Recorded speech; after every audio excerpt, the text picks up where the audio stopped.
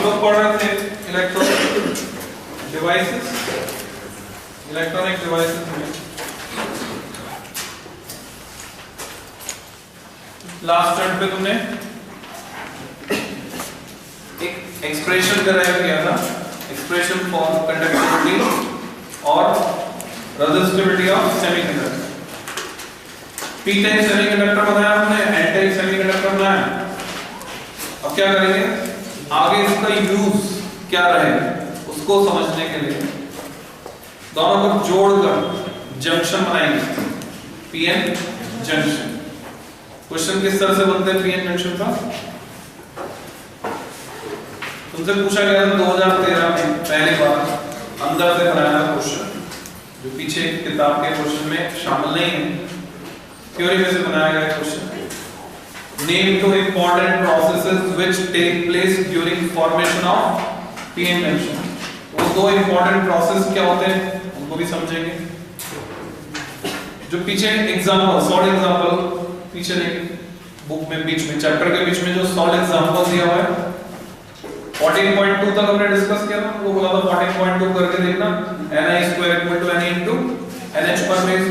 फिर उसका थोड़ा सा एडवांस क्वेश्चन है 14.12 एडिशन एक्सरसाइज का, उसको करने के लिए थोड़ी मैथमेटिकली उसका सॉल्यूशन भी देखना होगा तुमको।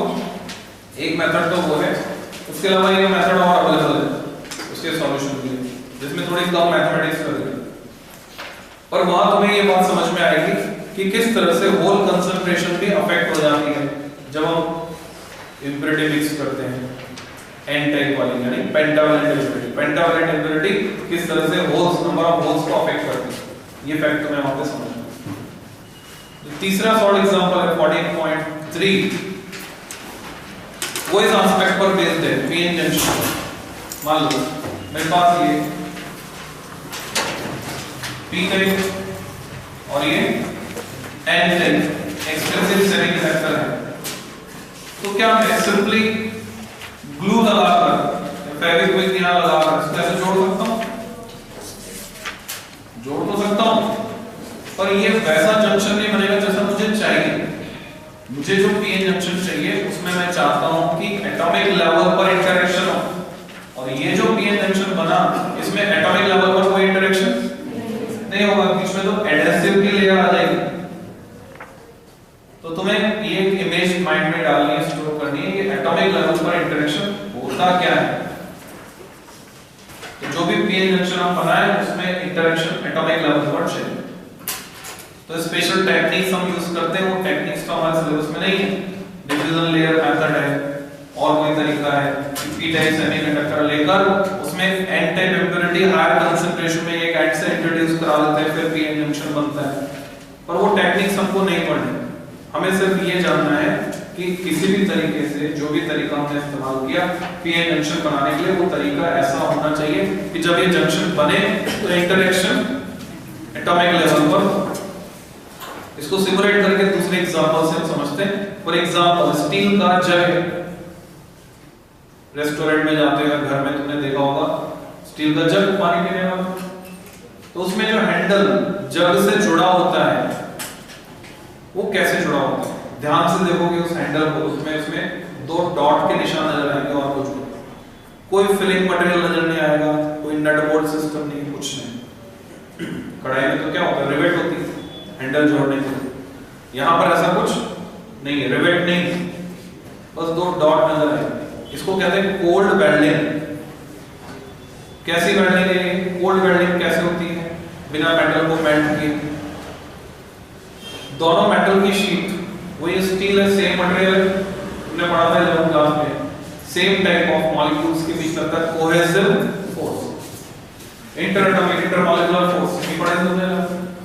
दोनों शीट को पास में रखकर एक पॉइंटेड टूल की मदद से इतना प्रेस किया जाता है, दबाया जाता है कि उनके बीच की डिस्टेंस घटते घटते, जैसे तुम दोनों हाथ इतना प्रेस करो कि डिस्टेंस घटते घटते कितनी रह जाए, एंगस्ट्रॉम यूनिट के ऑर्डर में, यानी बीच की जो सरफेस इरेगुलरिटीज है वो सब कंप्रेस हो जाए। जब डिस्टेंस रह जाएगी एंगस्ट्रॉम यूनिट के ऑर्डर की, तब क्या होगा, उन एटम्स के बीच इंटर एटॉमिक फोर्स इफेक्टिव हो जाएगा। इंटरएटॉमिक फोर्स इफेक्टिव हो गया तो ये दो मेटल नहीं रहे, अभी तो क्या हो गया, सिंगल, एक ही मेटल हो गया, जुड़ गया, ऐसे जुड़ते हैं। तो यहां पर भी हमको इंटरेक्शन, अब जब एक ही मेटल हो गया तो इंटरेक्शन किस लेवल पे होगा, एटॉमिक लेवल पर। उसमें इलेक्ट्रॉन एक बाउंड्री से दूसरी बाउंड्री मूव कर सकते हैं अंदर क्रिस्टल लैटिस।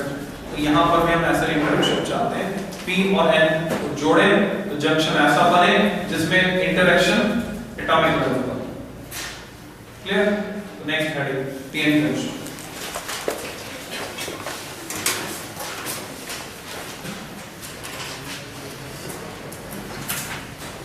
इसमें 2-3 लाइन लिखोगे, उसके बाद डायग्राम बनाएंगे। We connect a P-type ESC, expensive semiconductor. We connect a P-type ESC with N-type ESC. We connect a P-type ESC with N-type ESC using some special technique. Using some special technique using some special technique so that interaction between them occur at atomic level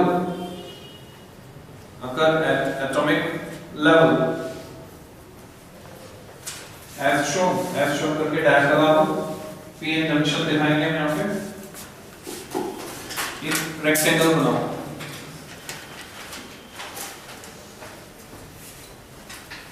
बीच में इसका partition करो, दो बराबर हिस्से, left hand side वाला region P type यहां से, right hand side वाला रीजन N टाइप,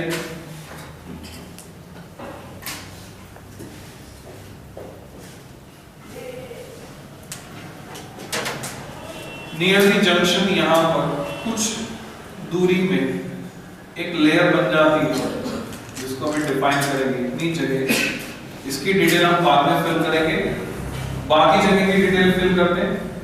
हमने सीखा था P type expensive semiconductor majority charge के लिए ना होल्स को मैं दिखा रहा हूं H से, इलेक्ट्रॉन को दिखाऊंगा E से। फिर हमने ये भी सीखा कि होल तो हो गए, बावजूद इसके हर होल का उसका नेगेटिव आयन उसके साथ मौजूद है, तो नेट चार्ज P टाइप अभी तक इंडिविजुअली न्यूट्रल था, N टाइप में न्यूट्रल था। PN जंक्शन बनाने पर क्या होता है वो ऑब्जर्व करते हैं। तो यहां पर एक होल मौजूद है, मेजॉरिटी चार्ज के लिए होल्स, बहुत सारे होल्स मौजूद हैं, हर होल के साथ उसका नेगेटिव आयन मौजूद है। तो होल बनाया, उसका नेगेटिव आयन बनाया। होल्स आर मेजॉरिटी चार्ज के लिए, पर माइनॉरिटी में इलेक्ट्रॉन भी मौजूद है, तो इलेक्ट्रॉन भी यहां पर है, हर इलेक्ट्रॉन के साथ उसका रिस्पेक्टिव पॉजिटिव आयन होगा, तभी नेट चार्ज 0 होगा। तो holes majority, electrons minority, P side. तो P साइड में होल्स की कंसंट्रेशन ज्यादा है, इलेक्ट्रॉन की कंसंट्रेशन कम है।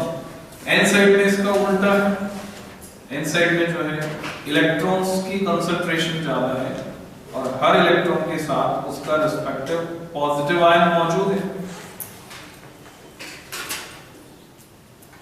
Electrons are majority charge carrier. ये सिचुएशन है, बनाते चलो साथ में ना, बिल्कुल इंतजार मत करना। पर इस साइड में भी होल्स हैं, माइनॉरिटी चार्ज कैरियर। तो एक होल यहां पे हमने दिखा दिया माइनॉरिटी चार्ज कैरियर को रिप्रेजेंट करने के लिए। ये सिचुएशन, अभी इस लेयर की डिटेल की बात हमें नहीं, जैसे ही जंक्शन बनाते हैं ये इंटरेक्शन अगर एटॉमिक लेवल पर होगा तो बिकॉज ऑफ कंसंट्रेशन डिफरेंस एक प्रोसेस स्टार्ट हो जाएगा। कंसंट्रेशन के डिफरेंस की वजह से जो प्रोसेस होता है उसको डिफ्यूजन। यहां पर अगर एक इत्र की शीशी, सैंड की शीशी खोली जाए तो सेट के मॉलिक्यूल्स उसमें हायर कंसंट्रेशन में, तो वहां से निकलकर फैलेंगे जहां कंसंट्रेशन कम है। तो जैसे तुमने पढ़ा था ग्राहम डिफ्यूजन लॉ, उसी लॉ को फॉलो करके यहाँ पर डिफ्यूजन स्टार्ट होगा। इधर से होल उधर जाएंगे, उधर से इलेक्ट्रॉन इधर डिफ्यूज होंगे। जैसे एक होल एक इलेक्ट्रॉन से मिलेगा न्यूट्रलाइज हो जाएगा। तो इलेक्ट्रॉन और होल इस रीजन में इंटरेक्शन उनका होना है। तो इस रीजन में इंटरेक्शन हुआ, होल और इलेक्ट्रॉन मिलकर न्यूट्रलाइज हो गया। तो पीछे क्या बच जाएगा? होल और इलेक्ट्रॉन तो चल सकते हैं पर आयंस इमोबाइल है, क्योंकि ये कोई इलेक्ट्रोलाइट नहीं, लिक्विड इलेक्ट्रोलाइट नहीं जिसमें आयंस चल जाएंगे, तो सॉलिड है।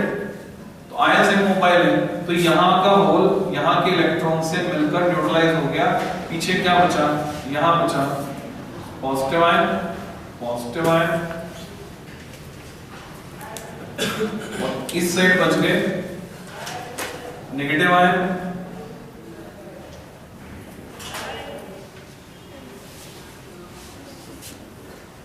इस चार्ज के एक्यूमुलेशन के कारण एक इलेक्ट्रिक फील्ड सेट हो जाएगा। अभी तक शुरू में जब तक हमने जंक्शन नहीं बनाया था तब तक एन साइड और पी साइड न्यूट्रल थे, पर अब तुमसे पूछे in PN junction N has positive polarity, negative polarity, neutral, तो क्या जवाब है तुम्हारा? पॉजिटिव हो गया। एन अभी हायर पोटेंशियल पर और पी लोअर पोटेंशियल पर। एन का पोटेंशियल हाई हो गया, एक इलेक्ट्रिक फील्ड सेट हो गया, इसको बोलते हैं इंटरनल इलेक्ट्रिक फील्ड, जो डायरेक्टेड होगा from N side to P side, इस तरफ। अब इस इलेक्ट्रिक फील्ड के कारण आगे क्या असर होगा वो देखने से पहले मैं यहाँ पर एक ग्राफ बना देता हूँ। ग्राफ रिप्रेजेंट करेगा पोटेंशियल की सिचुएशन को, डिस्टेंस के साथ पोटेंशियल कैसे चेंज होगा। तो इधर हायर पोटेंशियल, उसको हम दिखाते हैं, यहां तक चेंज होगा, ये कांस्टेंट, इधर लोअर पोटेंशियल, चेंज स्मूथ दिखा।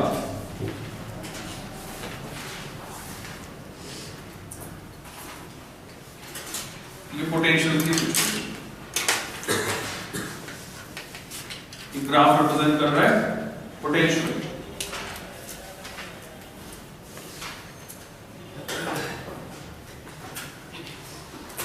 तो हम बोलते हैं एक डिप्लीशन लेयर फॉर्म हो, जहां पर पी साइड में यहां होल्स मौजूद होने चाहिए थे, होल्स एब्सेंट है।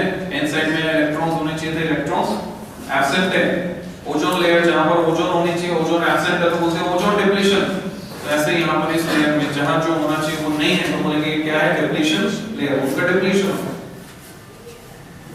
तो कुछ डेफिनेशन हमको इससे, फिर मैं बात कर रहा था ये जो इलेक्ट्रिक फील्ड होता है इसकी वजह से क्या होगा, ये इलेक्ट्रिक फील्ड अब जो और इधर से होल उधर जाना चाहते हैं, डिफ्यूज होना चाहते हैं, उनको अपोज करेगा, वापस धकेल देगा। उधर से जो इलेक्ट्रॉन आना चाहता है, इलेक्ट्रॉन पर फोर्स लगाएगा अपोजिट टू द फील्ड, उनको भी वापस वहीं रोक देगा। तो डिफ्यूजन को तो अपोज करेगा, डिफ्यूजन को मुश्किल बनाएगा। पर यहां देखो जो माइनॉरिटी कैरियर, ये माइनॉरिटी कैरियर, ये माइनॉरिटी कैरियर, तो ये माइनॉरिटी कैरियर को ये सपोर्ट करेगा इलेक्ट्रिक फील्ड।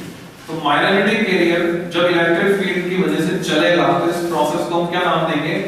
करंट इलेक्ट्रिसिटी में चले जाओ, वहां पर किसी कंडक्टर के एंड के अक्रॉस को पोटेंशियल डिफरेंस लगा देते और वो कंडक्टर में मौजूद इलेक्ट्रॉन चलना शुरू करते थे, तो उसके साथ जो टर्म हम एसोसिएट करते थे उसे ड्रिफ्ट स्पीड। तो यहां पर हम क्या बोलेंगे? इलेक्ट्रिक फील्ड के कारण माइनॉरिटी कैरियर अगर चल रहा है तो उस प्रोसेस को बोलेंगे ड्रिफ्ट। दोनों प्रोसेस में अंतर समझ लो। कंसंट्रेशन डिफरेंस की वजह से अगर मेजॉरिटी चार्ज कैरियर चल रहा है तो बोलेंगे डिफ्यूजन, और इलेक्ट्रिक फील्ड के कारण अगर माइनॉरिटी चार्ज कैरियर चल रहा है तो बोलेंगे ड्रिफ्ट। तो ये दो इंपॉर्टेंट प्रोसेस है जो इसमें होते हैं। तो ड्रिफ्ट स्टार्ट होगा, जैसे जैसे ये इलेक्ट्रिक फील्ड बढ़ेगा वैसे वैसे ड्रिफ्ट भी बढ़ेगा। बीच में कहीं इक्विलिब्रियम स्टेट में दोनों में सैचुरेशन स्टेट आ जाएगी, डिफ्यूजन और ड्रिफ्ट। उसके बाद डिफ्यूजन और ड्रिफ्ट इक्विलिब्रियम में आ जाएगा। तुमसे एक सवाल पूछा जाता है, जैसे कैपेसिटर की एक प्लेट पॉजिटिव दूसरी नेगेटिव होती है और इस पॉजिटिव नेगेटिव प्लेट को अगर कनेक्ट कर दिया जाए एक्सटर्नल रेजिस्टेंस के थ्रू, तो जब तक कैपेसिटर के पास चार्ज है करंट फ्लो होती है। तो तुमसे पूछते हैं यहां पर भी पॉजिटिव और नेगेटिव है, जैसे कि दिख रहा है, अगर इस पॉजिटिव पार्ट को इस नेगेटिव पार्ट से एक रेजिस्टेंस की मदद से जोड़ दिया जाए, हाइपोथेटिकल ऐसे डॉटेड बनाया, तो क्या इस रेजिस्टेंस में कोई करंट फ्लो होगा? The correct answer is no, not possible. उसका एक्सप्लेनेशन ये देते हैं, रीजन बिहाइंड करंट इसलिए फ्लो नहीं होगा बिकॉज यहाँ पर कोई मोबाइल चार्ज कैरियर ही अवेलेबल नहीं जो चार्ज को लेकर जाए। तो चार्ज को लेकर जाने वाला कोई नहीं है, चार्ज तो है पर चार्ज को ट्रांसफर करने वाला कोई नहीं है, सब फिक्स्ड है। तो करंट है जीरो, कोई करंट नहीं, पोटेंशियल डिफरेंस है, इलेक्ट्रिक फील्ड है पर चार्ज कैरियर नहीं है। जैसे इंसुलेटर है, इंसुलेटर के अक्रॉस अगर तुम पोटेंशियल डिफरेंस लगाओगे, चार्ज कैरियर नहीं तो करंट फ्लो नहीं होगा, तो करंट फ्लो है। अब इसको लाइव एग्जांपल से समझो, इसकी पूरी इमेज। ये भारत, ये पाकिस्तान, ये बॉर्डर, बॉर्डर के आसपास जो लोग रहते थे आपस में लड़ पड़े, क्या बच गया उनके? खाली घर। ये घर है, खाली घर मूव नहीं कर, डिप्लेशन लेयर में, जहां पर अब कोई रहना नहीं चाहता, खतरा है। इधर से गोलीबारी होती है, यहां तक रेंज है, इधर से गोलीबारी होती है, यहां तक रेंज है, वहां कोई नहीं रहना चाहता। डिप्लेशन लेयर पर एक बैरियर डेवलप हो गया, पोटेंशियल बैरियर, हिम्मत होनी चाहिए यहां पर रहने की। क्लियर? अब तुमसे बोले यहां पर जाकर प्रॉपर्टी डीलर का काम करना,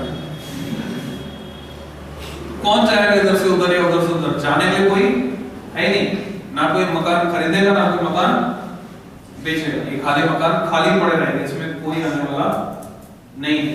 तो यहाँ कोई करंट फ्लो होने वाली नहीं। आगे और लिंक करेंगे, पहले इसकी डिटेल देखो। Two important processes which take place during formation of p-n junction are dash. First, diffusion of majority charge carriers. Diffusion of majority charge carriers. क्यों होता है वो भी पता होना चाहिए। Because of concentration difference. concentration के difference के कारण, because of concentration difference. Second, drift of, diffusion को भी अंडरलाइन कर देना, ड्रिफ्ट को भी अंडरलाइन कर देना। प्रोसेस का नाम है diffusion and drift. Drift of minority charge career, drift of minority charge carrier. ये क्यों होता है? Because of the internal electric field, because of the internal electric field developed due to accumulation, इकट्ठा accumulation of immobile, जो चल नहीं सकते, immobile कोई डैश नहीं आएगा, पूरा एक ही वर्ड है, IMMOBILE, immobile ions, accumulation of immobile ions near the junction, immobile ions near the junction। तो हमने डिफाइन कर दिया दो इंपॉर्टेंट प्रोसेसेस क्या हो।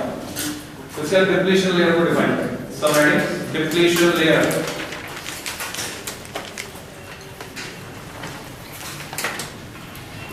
इसमें लिखो it is the layer, it is the layer formed near the junction It is a layer formed near the junction, comma, in which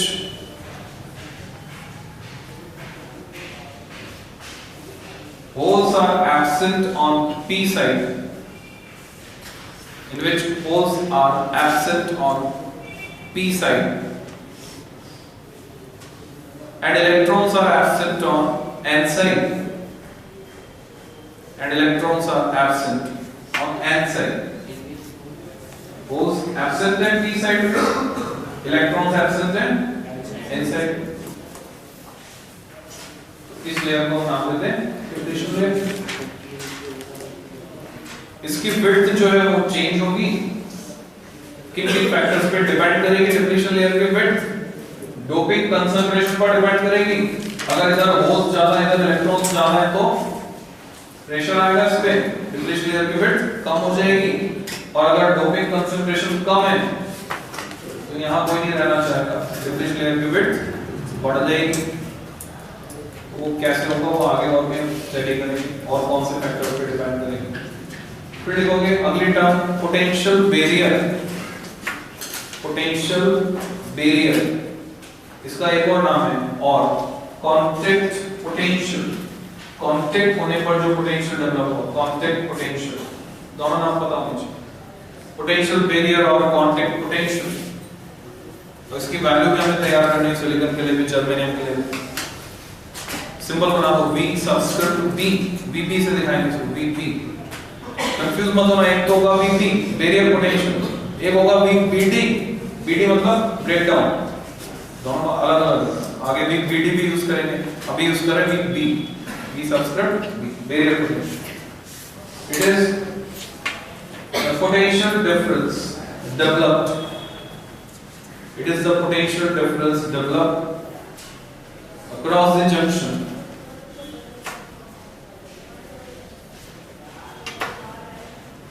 because of internal electric field, because of internal electric field, comma, which opposes further diffusion of majority charge carrier। ये barrier की तरह काम कर रहा है, which opposes further diffusion of majority charge carriers। Minority charge carrier को तो support करेगा, पर मेजॉरिटी चार्ज कैरियर के डिफ्यूजन को अपोज करेगा। गिवन है, इसका फॉर्मूला लिखेंगे, Vp equal to internal electric field को अगर मैं डिप्लीशन लेयर के विड्थ से मल्टीप्लाई कर दूं, D is the width of depletion layer. यहाँ पे आप मार्क कर सकते हैं diagram, D is the width, तो Vp होगा EI into D। अगर डिप्लीशन लेयर की विड्थ बढ़ जाएगी तो पोटेंशियल बैरियर भी बढ़ जाएगा, और डिप्लीशन लेयर की विड्थ कम हो जाएगी तो पोटेंशियल बैरियर भी कम हो जाएगा। डायरेक्ट लिंक है।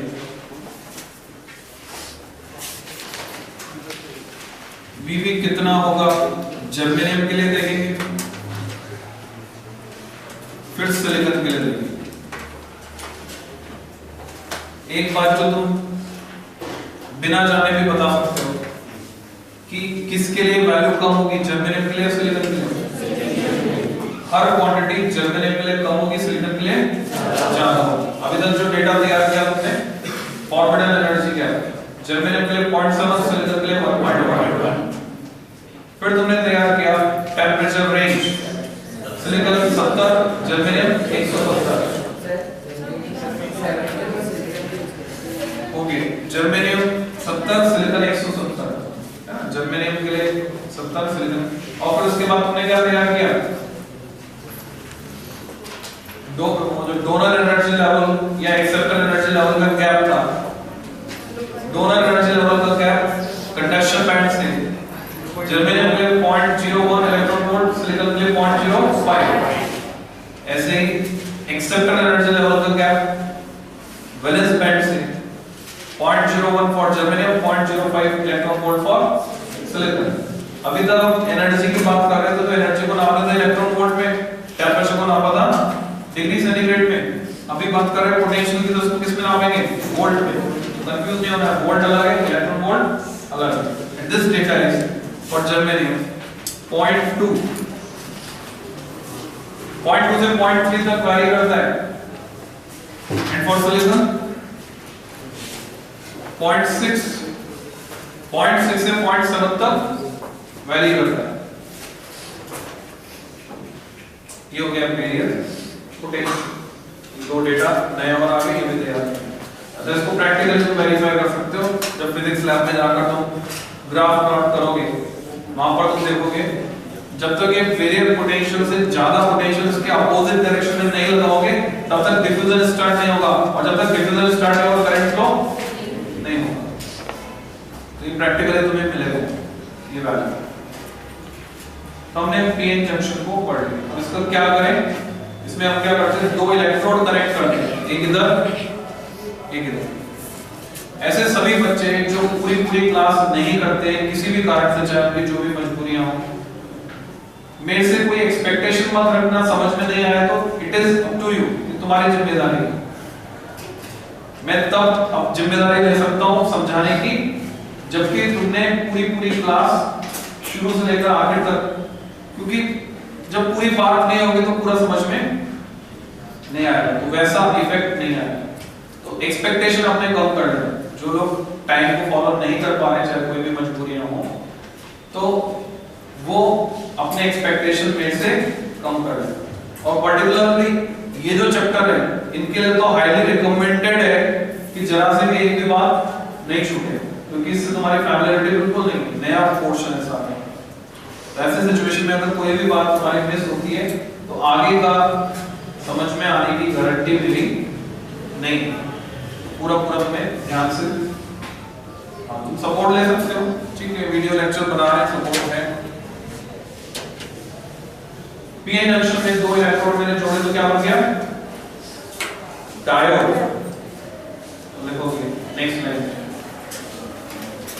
हेडिंग लगाओ, पीएन जंक्शन डायोड।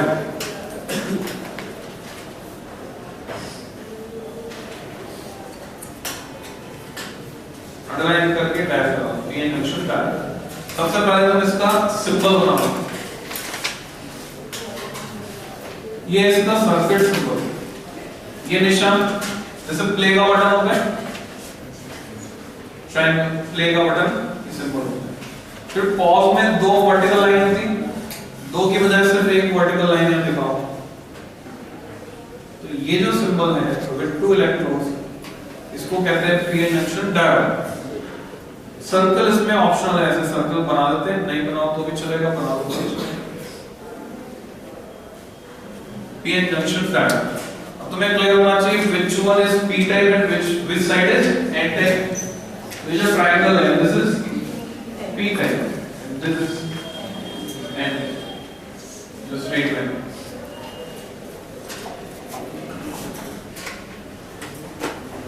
उसमें एक लाइन होगी, we connect two electrodes, दो इलेक्ट्रोड हम जोड़ देंगे, we connect two electrodes across the PN junction,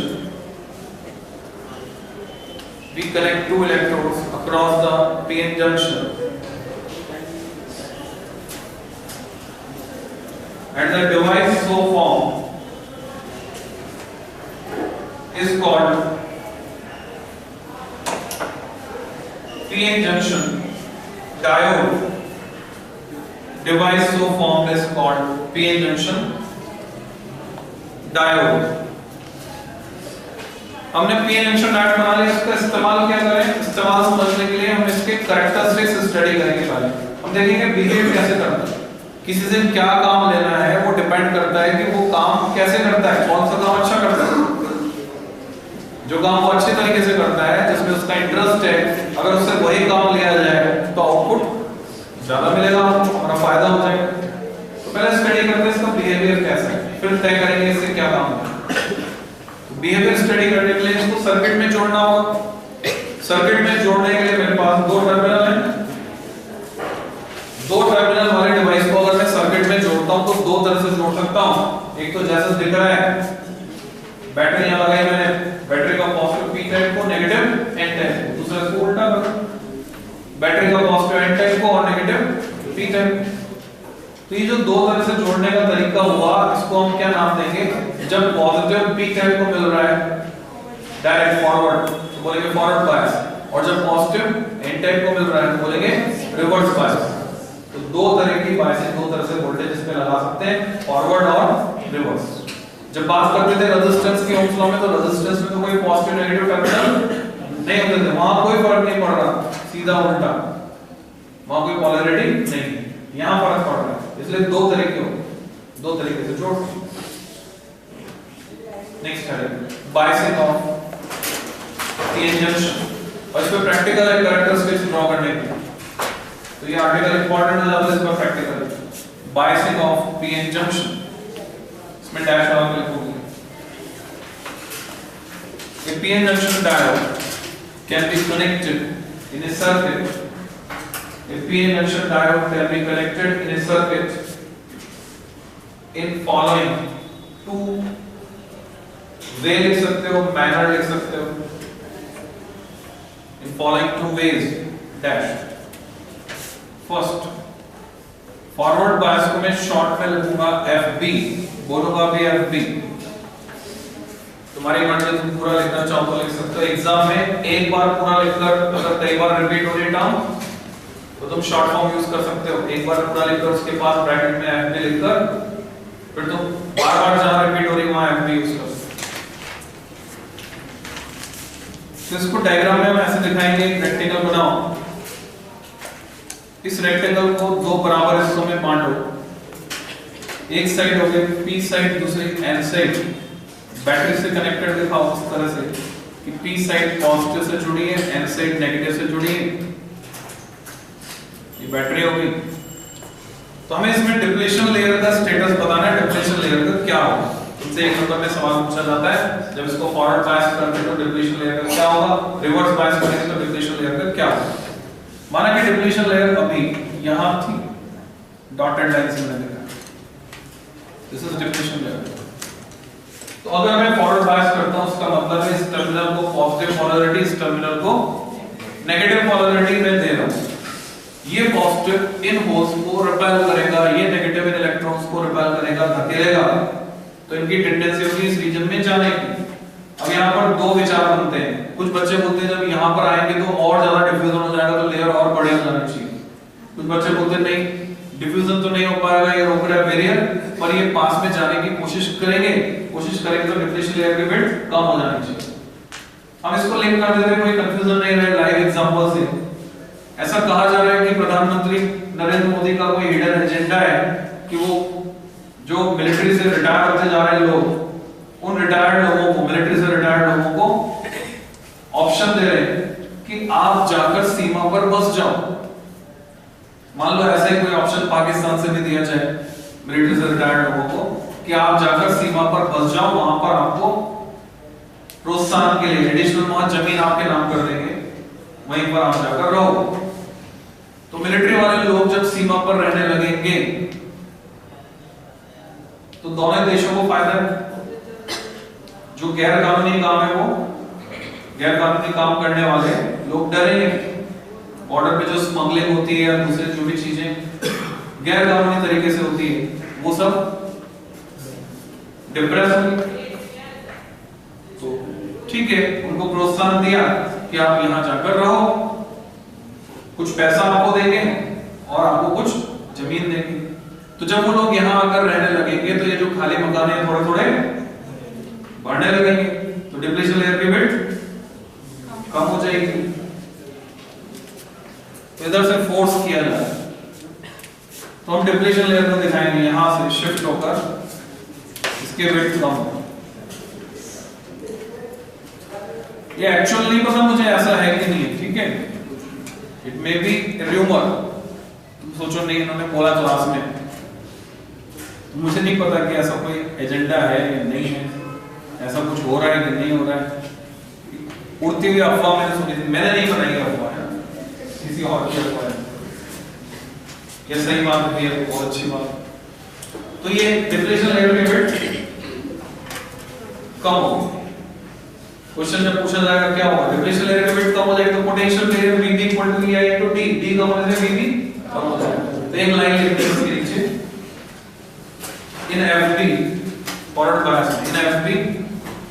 of depletion layer in FB, width of depletion layer and height of potential barrier both decreases लिखने की बजाय मैं एरो लगा सकता हूं नीचे की width of depletion layer and height of potential barrier। अब तुम बोलोगे हाइट कैसे, तो हाइट ऐसे ही कोई हाइट यहां से लेकर यहां this is height both decrease forward bias. Exam में एरो लगाकर नहीं आना, एरो ऊपर नीचे नोट्स में लगा सकते हो, वहां एग्जाम में तो लैंग्वेज लेकर आनी है और उसको अंडरलाइन करके आना है, तो डिक्रीजेस वर्ड अंडरलाइन करो।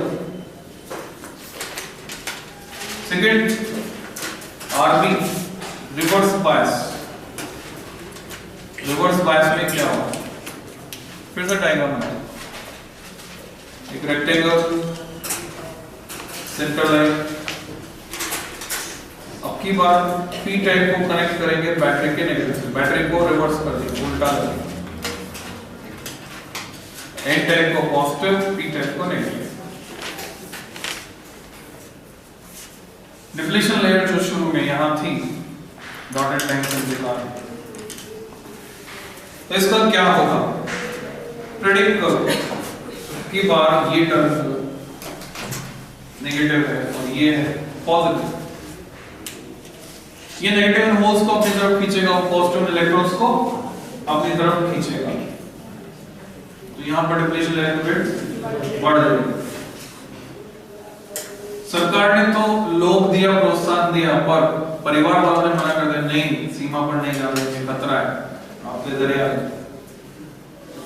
और वहां नहीं जाएंगे ये लोग, ये नहीं जाएंगे, तो धीरे धीरे यहाँ पर और डिटोरेशन होगा। जैसे जैसे ज्यादा मारक क्षमता वाले हथियार डेवलप होते जाएंगे, ज्यादा दूर तक मार करने वाले, यहाँ पर ये एरिया खाली निर्जन होता चला जाएगा, डिप्लीशन लेयर की विड्थ बढ़ जाएगी।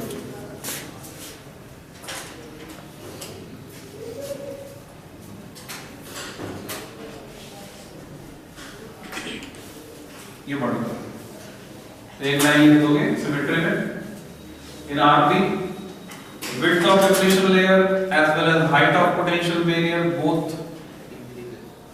increases, दोनों बढ़ जाते हैं। डायग्रामेटिकली रिप्रेजेंट करने को बोले तो ऐसे मैं यहीं पर लिख सकता हूं, अगर ये ग्राफ रिप्रेजेंट कर रहा है नो बायसिंग, अभी कोई बायस नहीं लगाया, नो बायस,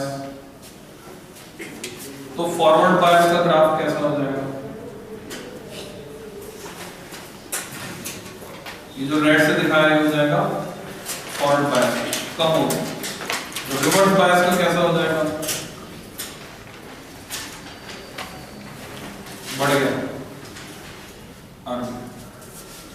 हाइट बढ़ गई कम हो गई, no bias FP and RB.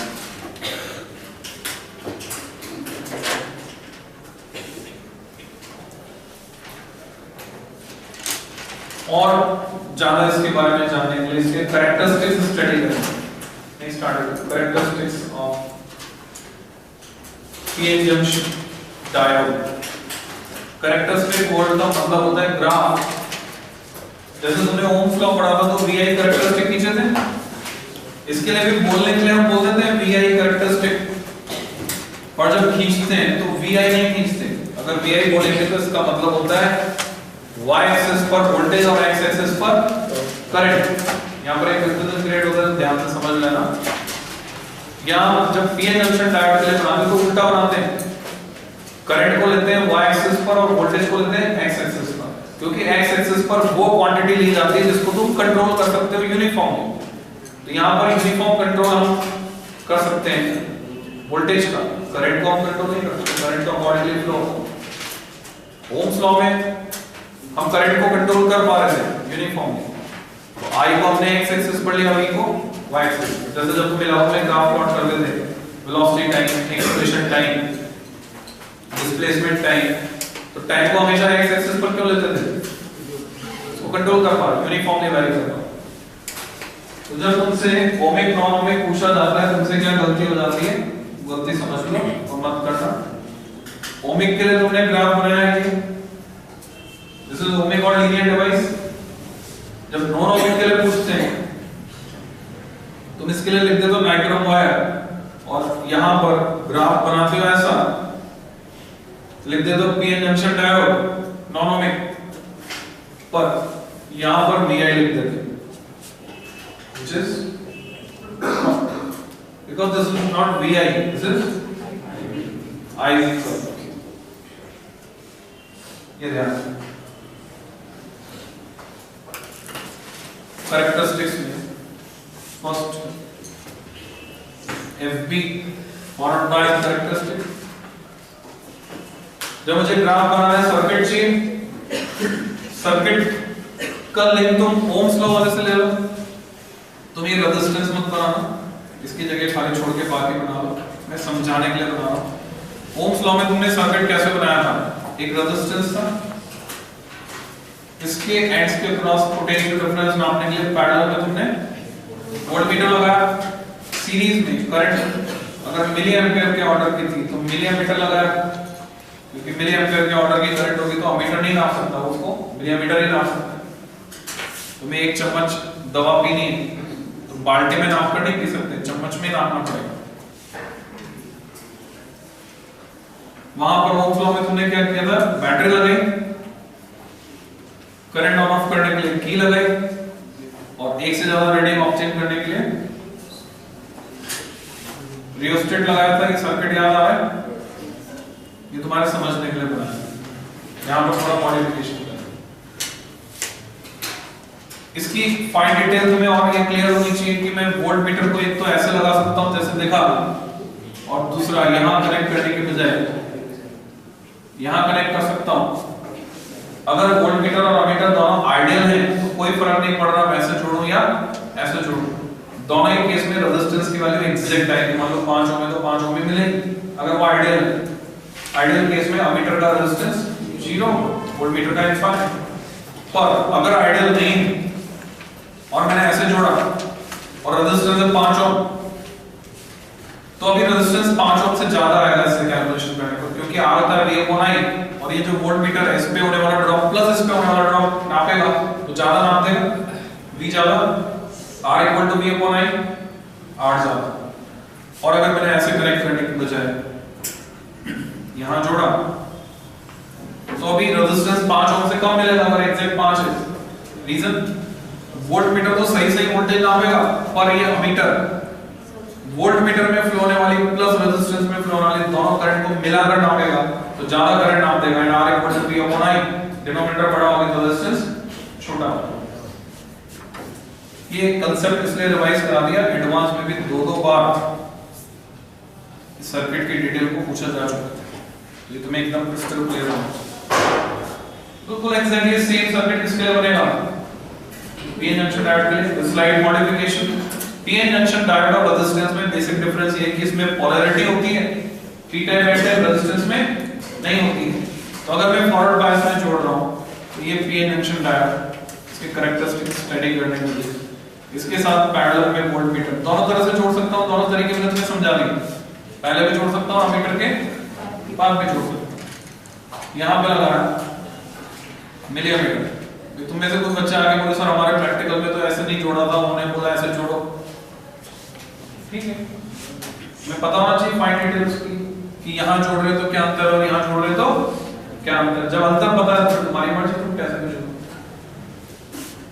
इसके बाद रीडिंग वैरी करानी तो हम यहां पर मॉडिफाई कर देते हैं। अभी तक क्या कर रहे थे, बैटरी की और रियोस्टेट, अब वेरिएबल वोल्टेज सोर्स लगा देते हैं, रियोस्टेट को हटा दें, एक एरो से काटा, this is variable voltage source की।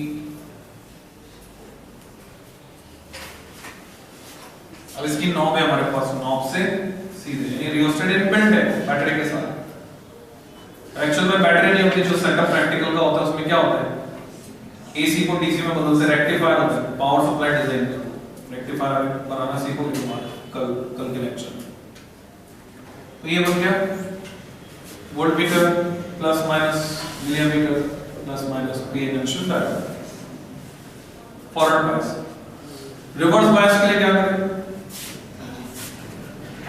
इसमें नॉब घुमाएंगे, ग्राफ कैसा मिलेगा, ग्राफ में कंबाइन करके भी प्लॉट करने वाला हूं, ये तो सर्किट बना रिवर्स बायस के लिए दो ऑप्शन है, या तो सिर्फ पीएन जंक्शन डायोड को रिवर्स करो या फिर बैटरी को रिवर्स करोगे अगर तो वोल्टमीटर और अमीटर के टर्मिनल भी रिवर्स करेंगे, जिसमें कम हो वही कर लेते हैं। पीएन जंक्शन डायोड को उल्टा लगा, वोल्टमीटर ऐसे क्या ऐसे, तो रेंज चेंज करनी पड़ सकती है वोल्टमीटर अमीटर, क्योंकि करंट जब फ्लो होती है रिवर्स बायस में तो माइक्रो एम्पियर के ऑर्डर की होती है, तो उसको नापने के लिए माइक्रोमीटर चाहिए, मिलीमीटर नहीं नाप सकते।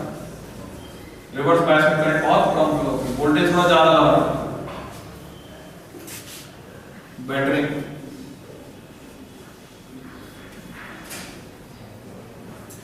की ये सर्किट हुआ रिवर्स बायस। जब मैं ग्राफ प्लॉट करूंगा तो ग्राफ कैसा रहेगा,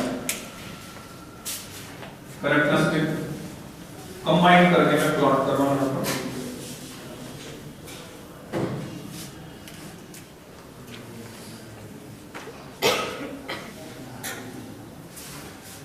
एक्स एक्सिस पर इधर फॉरवर्ड वोल्टेज जिसे नापा जाएगा वोल्ट में, तुम जब भी एग्जाम में ग्राफ बनाओगे यूनिट भी एक्सप्रेस करके आओगे, जो क्वांटिटी हो तो मेंशन करोगे सही, यूनिट भी एक्सप्रेस करके आओगे। इधर करंट फॉरवर्ड करंट इसको नापा जाएगा मिली एम्पियर में, तो इधर जो वोल्टेज है वो है रिवर्स वोल्टेज, इसको भी वोल्ट में नाप रहे हैं।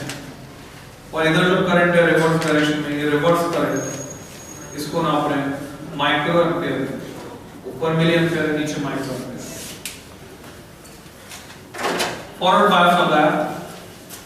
अभी फॉरवर्ड बायस सपोज जो बैरियर पोटेंशियल था इस सिलिकॉन का डायोड है 0.6 वोल्ट से कम है, फॉरवर्ड बायस लगा मतलब ये पॉजिटिव है ये नेगेटिव है, ये धकेल रहा है पर अभी 0.6 वोल्ट से कम है। लालच दिया गया है यहां पर जाकर बसने के लिए, और वो लालच अभी कम है, लालच धीरे धीरे बढ़ा है। तो क्या होगा, जैसे 0.6 से ज्यादा होगा, अब ये जो बैरियर था वो इसको ओवरकम कर गया, तो अब डिफ्यूजन स्टार्ट हो गया, मेजॉरिटी चार्ज कैरियर फिर से डिफ्यूज होने लगी। जैसे ही एक इलेक्ट्रॉन एक होल के साथ डिफ्यूज हुआ, इसके साथ लगी हुई जो बैटरी ये क्या करेगी, यहां से एक इलेक्ट्रॉन खींच लेगी, तो जो एक होल कम हो गया था पी साइड में वो कंपेंसेट हो गया। इलेक्ट्रॉन अपने पास तो रखेंगे नहीं, इलेक्ट्रॉन उधर से इसको दे देंगे वापस एन टाइप, तो जो इलेक्ट्रॉन कम हो गया था वो कंपेंसेट हो गया। पर इस प्रोसेस में इस डिफ्यूजन होने की वजह से इलेक्ट्रॉन फ्लो हो रहा है ऐसे एंटी क्लॉकवाइज, तो करंट कैसे फ्लो होगी, क्लॉकवाइज, ये फॉरवर्ड करंट इसमें फ्लो हो जाएगी क्लॉकवाइज। और ये ओम्स लॉ को फॉलो नहीं करेगी, क्यों, शुरू में जब तक पोटेंशियल 0.6 से कम था तब तक तो कोई करंट फ्लो हुआ ही, उसके बाद करंट तेजी से बढ़ता है, एक्सपोनेंशियली बढ़ता है। तो इसका एक्सप्रेशन अगर देखेंगे तो एक्सपोनेंट में आएगा। पीछे एडिशनल एक्सरसाइज में दो क्वेश्चन है 14.13 एंड 14.14, दोनों तुम्हें छोड़ने हैं, बोर्ड एग्जाम के लिए तैयार नहीं करना, क्योंकि एक्सपोनेंट में उसमें बोल्ट्जमैन कांस्टेंट भी आ रहा है, कि टेंपरेचर भी आ रहा है T e की पावर में, तो कैलकुलेशन काफी ज्यादा हो जाता है। कंपटीशन के लिए तुम या प्रैक्टिस के लिए तुम कर सकते हो दोनों क्वेश्चन को 14.13 14.14, एक में फॉरवर्ड करंट एक में रिवर्स करंट, तो ये दोनों ही करंट इस तरह होगी, तो ये एक्सपोनेंशियल इंक्रीज होगी। ये भी ओम्स लॉ को भी नहीं कर रही है, ओबे कर रही है चाइल्ड्स लॉ। चाइल्ड्स को याद रखना आसान है, पर याद रखने की जरूरत नहीं, आउट ऑफ सिलेबस है। चाइल्ड साइंटिस्ट का नाम ही क्या है, बच्चा।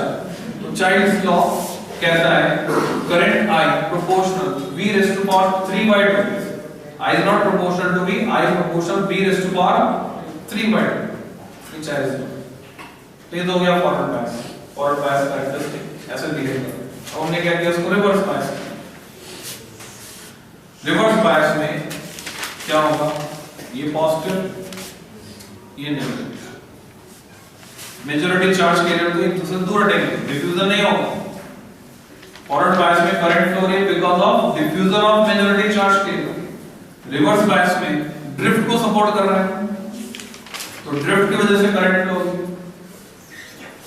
जैसे जैसे रिवर्स बायस बढ़ाएंगे करंट बढ़ेगी, पर जल्दी ही कांस्टेंट हो जाएगी, रीजन जितने भी माइनॉरिटी कैरियर थे, नाम ही माइनॉरिटी, तो माइनॉरिटी में बहुत कम है, तो सारे के सारे फ्लो होने लग गए जितने भी माइनॉरिटी कैरियर। अब उस जब सारे के सारे फ्लो होने लगे तो और तो कहां से आएंगे, सारे फ्लो हो रहे, तो करंट सैचुरेटेड हो, कांस्टेंट। ऐसा कब तक चलेगा, पोटेंशियल बढ़ाते गए सैचुरेशन स्टेट चल रही है। फिर एक कंडीशन ऐसी आएगी, या तो फील्ड एमिशन चालू हो जाएगा, पोटेंशियल बहुत ज्यादा हो गया, या तो सेकेंडरी एमिशन। दोनों मेथड हमने सीखे थे, वो और डिटेल में बात करूंगा मैं आगे। या तो फील्ड एमिशन या तो सेकेंडरी एमिशन। जैसे फील्ड एमिशन स्टार्ट हुआ या सेकेंडरी एमिशन स्टार्ट हुआ, यहां पर और यहां इलेक्ट्रॉन भी फ्री होंगे, और इलेक्ट्रॉन निकलेंगे तो पीछे होल छोड़ के जाएंगे, तो इलेक्ट्रॉन भी अवेलेबल होंगे, होल्स भी अवेलेबल होंगे। अगर यहां पर इलेक्ट्रॉन अवेलेबल हो गए तो माइनॉरिटी कैरियर बढ़ गए, यहां होल अवेलेबल हो गए तो माइनॉरिटी कैरियर बढ़ गए, तो बहुत सारे इलेक्ट्रॉन होल पेयर फ्री हो जाते हैं, ब्रेक डाउन हो जाता है जंक्शन का, और वो सब कंडक्शन में पार्टिसिपेट करते हैं, तो करंट एकदम से बढ़ेगी, कांस्टेंट वोल्टेज पर करंट बढ़ेगी। इस कांस्टेंट वोल्टेज को बोलते हैं ब्रेक डाउन वोल्टेज, VPD। और ये जो फिनोमेना हुआ इसको कहते हैं ब्रेक डाउन, क्योंकि बहुत सारे चार्ज कैरियर अवेलेबल हुए तो करंट एकदम से बढ़ रही है, कांस्टेंट वोल्टेज। अब सवाल होता है करंट इतनी होगी कि इतनी होगी, कौन तय करेगा? तो जवाब है लोड रेजिस्टेंस, जो अप्लायंस ये करंट कंज्यूम कर रहा है, अगर उसका रेजिस्टेंस ज्यादा है तो ये करंट होगी कम, उसका रेजिस्टेंस कम है तो करंट होगी ज्यादा। कहां पर होगी? अप्लायंस से तय होगी, यहां से तय नहीं। तो ये हो गया कैरेक्टरिस्टिक, पीएन जंक्शन डायोड के कैरेक्टरिस्टिक पढ़ लेंगे, ऐसे बिहेव करता है PN junction diode. Forward bias characteristic and reverse bias characteristic. इसके बेसिस पे हम तय करेंगे पीएन जंक्शन डायोड को यूज कैसे करना, क्या इसका इस्तेमाल। सोच के देखो, ये एक ऐसा डिवाइस है जो बैरियर पोटेंशियल के बाद करंट को कंडक्ट करता है, और ब्रेकडाउन के पहले कंडक्ट नहीं करता है। मैं क्या कह रहा हूं कि ब्रेकडाउन जब तक नहीं हुआ तब तक ये कंडक्शन नहीं कर रहा है। तो में से कुछ लोग ऑब्जेक्शन कर सकते हैं, बोले करंट फ्लो तो हो रहा है, थोड़ा सा गौर से देखो, ये जो करंट है ये है माइक्रो एम्पीयर में, and it is almost negligible. जैसे मैं तुमसे बोलूं ये लो एक चम्मच पानी और नहा के आओ, तो वो पॉसिबल नहीं है। जस्ट लाइक दैट, इस करंट को हम करंट, इतने मैग्नीट्यूड की करंट को हम करंट मानने को तैयार हैं, बोलेंगे नहीं कर conduction.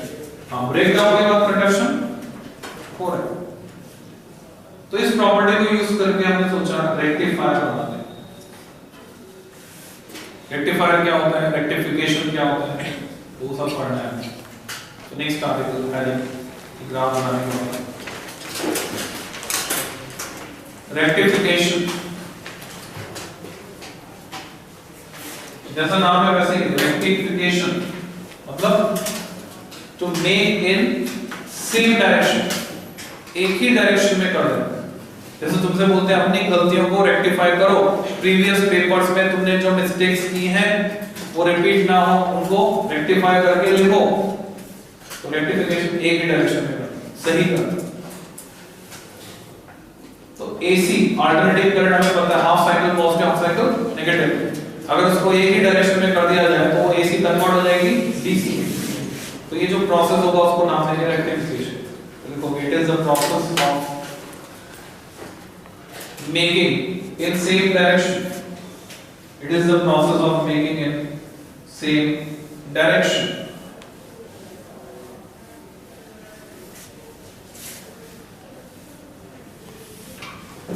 And the device which perform this function, the device which perform this function is called rectifier, is called rectifier.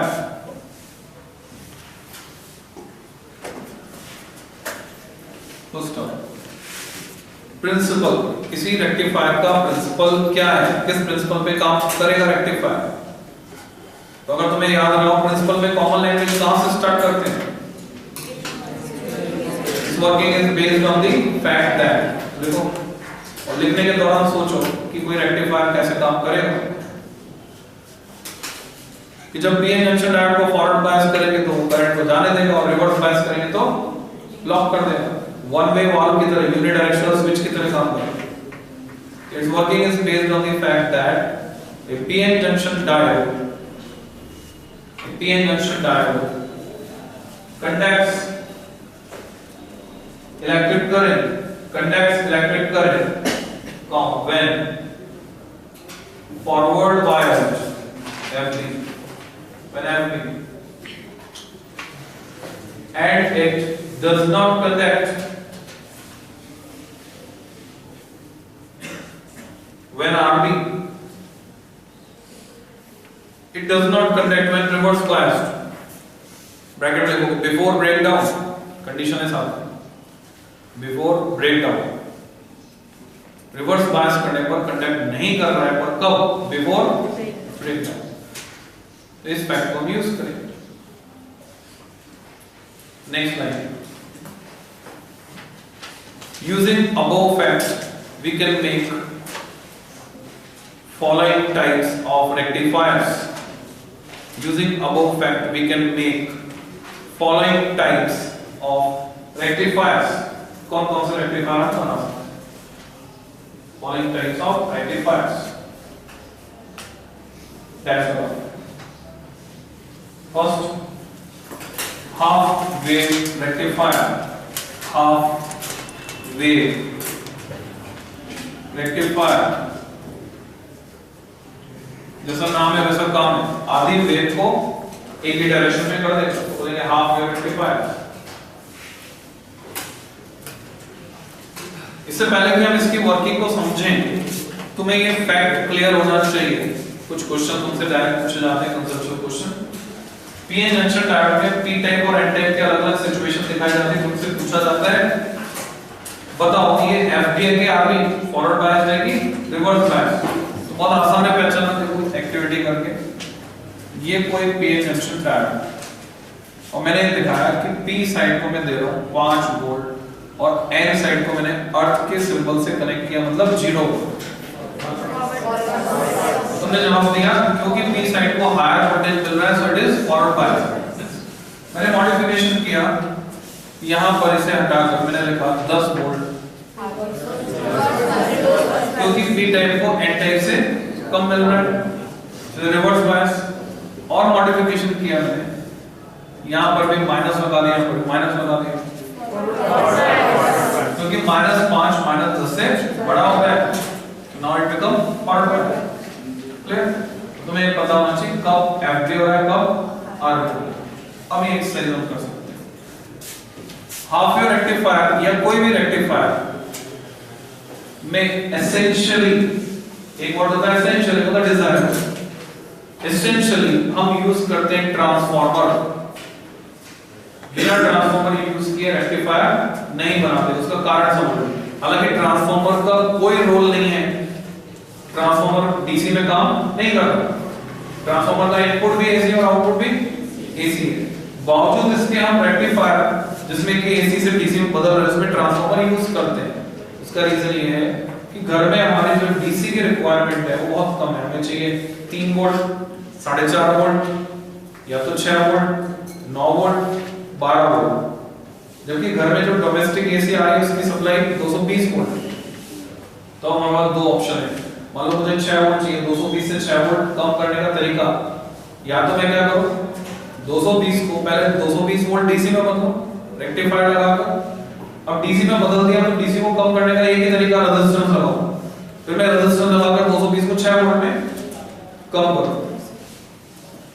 तो रेजिस्टेंस में जो एनर्जी का लॉस होगा इन फॉर्म ऑफ हीट, वो रिकवरेबल नहीं है, टोटल लॉस है। तो मेरे पास बेटर ऑप्शन अवेलेबल है, एक डिवाइस जो आपने सबसे ज्यादा एफिशिएंट बनाया है जिसका नाम है ट्रांसफार्मर, क्योंकि उसमें कोई मूविंग पार्ट नहीं है, इसलिए उसकी एफिशिएंसी काफी ज्यादा है। तो मैं क्या करता हूँ, दूसरा ऑप्शन चूज करता हूँ, मैं ट्रांसफार्मर लगाता हूँ, पहले 220 वोल्ट एसी उस ट्रांसफार्मर को देता हूँ, वो मुझे वापस देता है 6 वोल्ट एसी। तो 220 वोल्ट एसी को 6 वोल्ट एसी में बदलने में एनर्जी का जो लॉस हुआ ट्रांसफार्मर में, that energy loss is negligible, क्योंकि ट्रांसफार्मर की एफिशिएंसी 90% या उससे भी ज्यादा है, तो लॉसेस कंट्रोल हो गए। तो ट्रांसफार्मर से पहले मैंने स्टेप डाउन किया वोल्टेज को। अब ये जो 6 वोल्ट एसी मिल रहा है, इसको मैं पीएन जंक्शन डायोड लगाकर 6 वोल्ट डीसी में कन्वर्ट कर लूंगा, and this method is more efficient. तो ये मेथड हम काम लेते हैं, इसीलिए ट्रांसफार्मर एसेंशियल रिक्वायर्ड वोल्टेज में कन्वर्ट होगा। तो इसका सर्किट तुम बनाओगे हाफ वेव रेक्टिफायर का, इसको पहचान कर तुम क्या है, एसी सोर्स का सिंबल। ट्रांसफार्मर का सर्किट सिंबल तुम्हें याद होगा, this is primary, P dash, दो वर्टिकल लाइन से हम दिखाते हैं कोर, सेकेंडरी, क्योंकि मैं बनाना चाहता हूं स्टेप डाउन ट्रांसफार्मर, तो स्टेप डाउन ट्रांसफार्मर में क्या होता है, सेकेंडरी में नंबर ऑफ टर्न्स कम होते हैं, वो एक इसमें डायग्राम में भी दिखना चाहिए, S dash, this is secondary. इस ट्रांसफार्मर ने क्या किया, इसको मिल रहा था 220 वोल्ट एसी 50 हर्ट्ज फ्रीक्वेंसी पर, इसने उसको कन्वर्ट कर दिया 6 वोल्ट एसी में सपोज। तो ऐसे सिचुएशन में इस ट्रांसफार्मर की जो रेटिंग होगी वो क्या होगी, 06, यहां 0 वोल्ट आएगा तो यहां पे आएगा 6 ड्यूरिंग फर्स्ट हाफ साइकिल, और अगले हाफ साइकिल में उल्टा हो जाएगा, यहां हो जाएगा 0 और यहां हो जाएगा 6, ये हायर पोटेंशियल पे चला जाएगा, इस तरह से आएगा। तो मान लो मैंने एक पीएन जंक्शन डायोड को दिया, उसका पी टाइप भी पहले लगा सकता हूं, एन टाइप भी पहले लगा सकता हूं, जो भी पहले होगा उसके हिसाब से आउटपुट डिसाइड होगा। अब जो आउटपुट ले रहा हूं वो मैं सीधे अप्लायंस को दे रहा हूं, या अब जो मिल रहा है मुझे वो डीसी मिलेगा आफ्टर पीएन जंक्शन डायोड। तो मान लो मुझे रेडियो चलाना है 6 वोल्ट से, तो मैंने रेडियो को यहां लगा दिया इन टर्मिनल्स के बीच, टर्मिनल M टर्मिनल N। तो रेडियो के सर्किट का जो टोटल रेजिस्टेंस है उसको मैं रिप्रेजेंट कर रहा हूं लोड रेजिस्टेंस RL से, तो इसके अक्रॉस मुझे क्या मिलेगा, आउटपुट वोल्टेज VO, जो कि डीसी होगा। इनपुट लगाया 220, आउटपुट मिलेगा 6 वोल्ट, यहां पर 6 वोल्ट एसी और इसके बाद 6 वोल्ट डीसी। कैसे, ग्राफ से, ग्राफिकल मेथड यूज करेंगे इसको समझने के लिए। जब भी तुम्हें सर्किट बनाना है, तुम्हें इनपुट आउटपुट वेवफॉर्म तो बनाने ही होंगे, एक के नीचे एक मैच करते हुए। टाइम के साथ इनपुट वोल्टेज का वेरिएशन, साइनसॉइडल एसी, दो वेवफॉर्म बनाना फेवरेबल है, दो वेवफॉर्म बनाओ। आउटपुट वोल्टेज कैसा होगा जज करेंगे, V आउट या VO। ऊपर से प्रोजेक्शन ले लोगे, जहां जहां चेंज आ प्रोजेक्शन ले,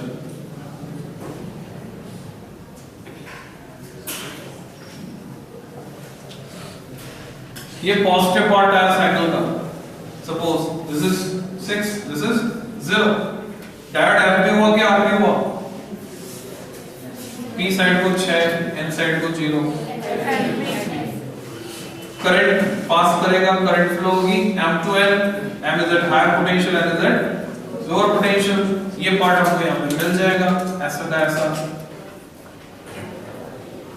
अगले ही इंस्टेंट पे जब नेगेटिव पार्ट आया, अभी ये 6 और ये 0, डायोड कैसा हो गया, RB, करंट कंडक्ट नहीं करेगा, ये पार्ट नहीं मिलेगा। फिर अगला साइकिल जब आएगा ये पार्ट मिल जाएगा। एक साइकिल में सिर्फ आधा पार्ट चल रहा है एक ही डायरेक्शन में, डीसी पल्स की फॉर्म में आ रही है, इसका नाम पल्सेटिंग डीसी। अगर ऊपर वाले की फ्रीक्वेंसी 50 हर्ट्ज है तो नीचे वाले की फ्रीक्वेंसी 1 सेकंड में अगर 50 साइकिल आ रहे हैं तो यहाँ पे भी 1 सेकंड में 50 पल्स आ रही है। वैसे डीसी की फ्रीक्वेंसी 0 होती है, पर वो कौन सी वाली डीसी, जो सेल से मिलती है, जो वेरी नहीं करती, ये वाली डीसी की फ्रीक्वेंसी है 50 हर्ट्ज, और इसकी एफिशिएंसी जो तुम्हें डायरेक्टली याद रखनी है, वैसे होनी चाहिए 50%, एक साइकिल में से आधा बन रहा है 50%, पर साथ में हमें समझना होगा जब तक ये वोल्टेज बैरियर पोटेंशियल को क्रॉस नहीं करेगा 0.6 से ज्यादा नहीं होगा। हमने दिखा तो दिया पर यहाँ पे कुछ नहीं मिलेगा, और जब 0.6 से नीचे आ जाएगा तो कुछ नहीं मिलेगा, ये 50 से भी थोड़ा कम, तो ये डायरेक्ट डेटा याद रखना है without calculation. 40.6% is the efficiency. बाकी डिटेल नेक्स्ट रन पे डिस्कस करेंगे। Thank you.